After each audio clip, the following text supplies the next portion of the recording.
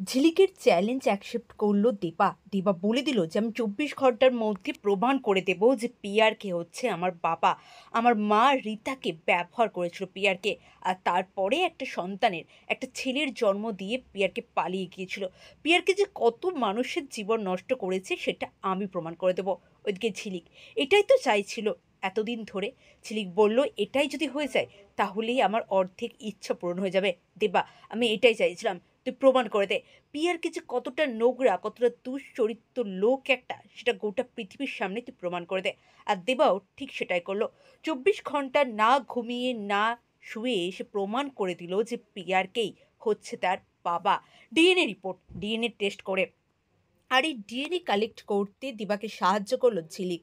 কারণ ঝিলিক তো পিয়ারকের বিরুদ্ধেই কাজ করবে, সেটা পিয়ারকে কি না জানিয়ে। আর তারপরেই ছাতা বাড়িতে এলো দেবা ডিএনএ রিপোর্ট নিয়ে। বাড়ির সবাইকে চমকে দিয়ে সে বলল, এই যে এই ভদ্রলোকটি হচ্ছে আমার পিতা, যে আমার মাকে ব্যবহার করে ছুঁড়ে ফেলে দিয়েছিল। আর তো দেবা বলেই দিয়েছিল যে ২৪ ঘন্টার মধ্যে আমি যদি প্রমাণ করিতে পারি, আমি কিন্তু তাহলে তোমাকে চুল্লিতে তুলবো পিয়ারকে, তোমাকে আমি বাঁচতে দেব না। ওইদিকে অনিমেষবাবু খুঁজে বেড়াচ্ছে সে ভদ্রলোককে, যে ওই দিন রাত্রেবেলা তাকে সাহায্য করেছিল।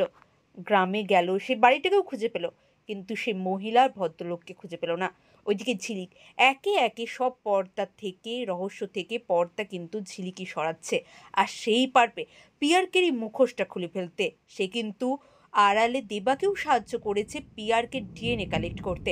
হ্যাঁ বন্ধুরা, আপনারা এমনটাই দেখবেন ২ শালিক সিরিয়াল আগামী পর্বে। অবশ্যই চ্যানেলে নতুন হলে চ্যানেলটা সাবস্ক্রাইব করে দেবেন। অনেক ধন্যবাদ সকলকে ভিডিওটি দেখার জন্য। এইভাবেই পাশে থাকুন। প্লিজ চ্যানেলটা সাবস্ক্রাইব করে দিন। অনেক ধন্যবাদ সকলকে।